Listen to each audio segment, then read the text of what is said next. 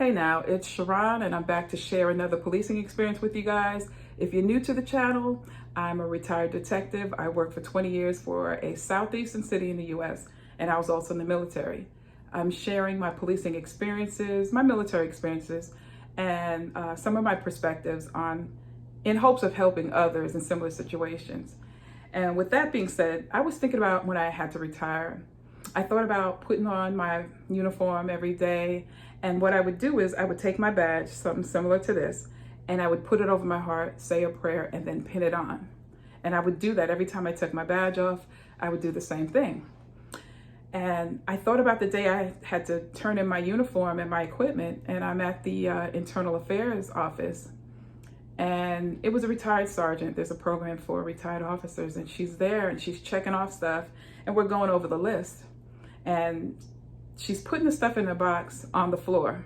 She gets to my badge and she says, she reads off the number, and then she tosses the badge in the box, just like it was like paper. And I got a little bothered when she did that. So she gets to my radio, she's reading off the serial number. She's like, well, you're done, you're good to go. And so I get up to leave and I hear her say, this box is too heavy.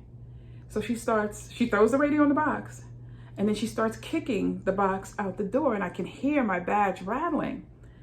And just before I went out, the rage that rose up in me. You ever see The Incredible Hulk, David Banner, when he said, you wouldn't like me when I'm green? I was about to tell her, I was about to turn all kind of colors, but the Holy Spirit stopped me and he said, it's symbolic. And I'm like, symbolic? He said, it's symbolic. It's just a piece of metal. Walk out the door. So I continue to walk out the door. I didn't say anything. And as I'm walking to my car, he said, it's symbolic. He said, it's a $6 piece of metal. He said, that's worthless. Now I'm kind of like, wait a minute. All that work I put in, da-da-da-da. He's like, it's worthless. He said, what's in your heart is what's priceless.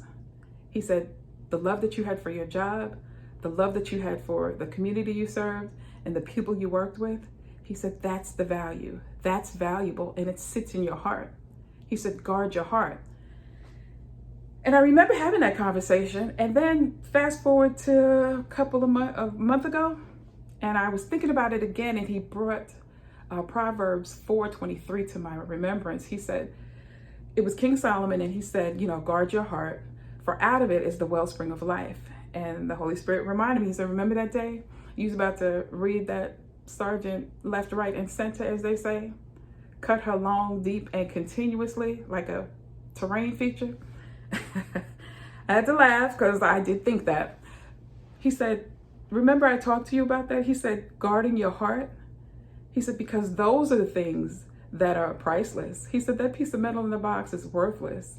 Why would you guard that? That badge in a box, it's worthless. He said, guard what's in your heart. We guard things that are priceless. And I was like, yeah.